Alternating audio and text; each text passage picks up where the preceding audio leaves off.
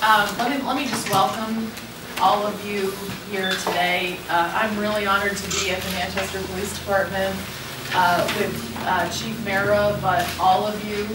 What an incredible group of leaders in the community, not only on the issue of law enforcement, having had the chance to work with so many of you over the years.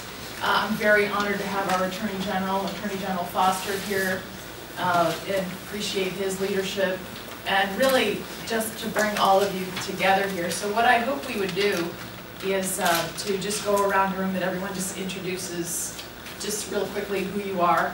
And then what I thought, I'm going to make a few comments and turn it over to Chief Mara, because most of all what I want to hear is from all of you about how we can address the heroin epidemic in our state, and how can I help from the federal level and figure out what we can do best to address this. Because, you know, I've been watching the number of drug deaths. It's deeply troubling. I know you're living it, and you know best from the work you do on the streets. So I'm appreciative to be here with you. And maybe I'll just do a quick go around. It's an incredible group of people in this room, so I want to make sure that everyone knows who's here if you don't know each other. Nick Wilson. But everybody in this building, it's an honor to have New Hampshire law enforcement, the leaders of New Hampshire law enforcement here. It's great to see all of you. Unfortunately, I've been to meetings the last year or two where we've talked about this issue with almost every single one of you at different meetings. It's a theme that goes across municipalities. It doesn't matter the size of or population of the city or the size of the police department. The same story is being told. This started a few years back where we saw the increase in prescription drug abuse. We're seeing that people are getting prescribed prescription drugs, pain medication. They get hooked on it, and then after that, after their injury has healed or the need for pain pills, prescription has gone away, the addiction stays. So then they go to heroin. We're hearing the stories about kids. When I say kids, early 20s down.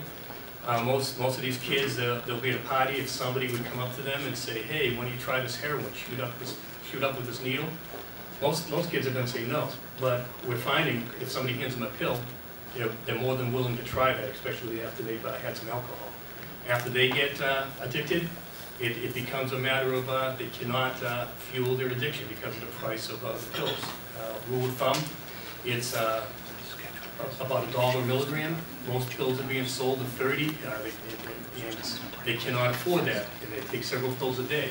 Heroin is cheaper, it's more abundant, and now these same people that would never think about putting a needle in their arm because of the throes of that addiction, they're more than willing to do that. As a law enforcement officer, we know that the old saying, "You cannot arrest away crime," certainly is true.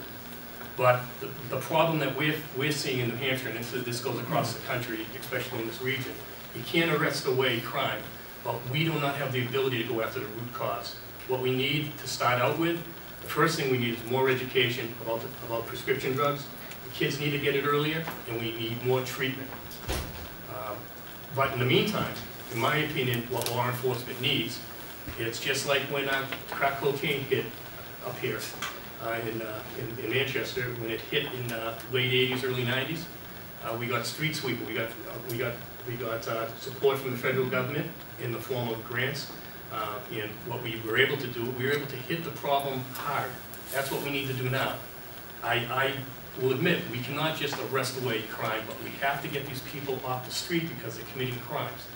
And our crime rate is soaring, quality of life is going down. It's not just affecting the people that are addicted. And it's costing money all around. Crime costs money to prosecute, to detect, to deter, to catch people, and then after that to jail. We have people from corrections here, and I've been told that to house somebody for a year in a county jail, it's roughly $30,000. I think that money would be better spent on treatment. I don't want to take too much time, but I will tell you that this just illustrates, as far as Manchester's point of view, and this is the drug, as far as heroin taken off the street by the Manchester Police Department. In 2010, we took 45.20 45.25 grams of heroin off the street. 2011, 186.8. 2012, 406.2. 2013, 664.6.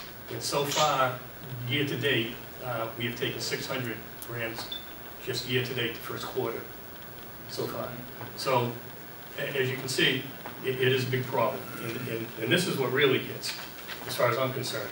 On April 18th, we went to an address in the city, and we responded for an overdose. Subsequently, an investigation found that it had to do with heroin overdose, and a female died.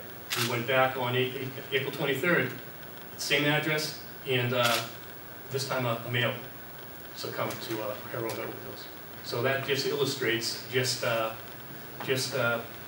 the last few days what's going on in Manchester and what is going on across the state. So at this time, I'll turn it over to Sylvia.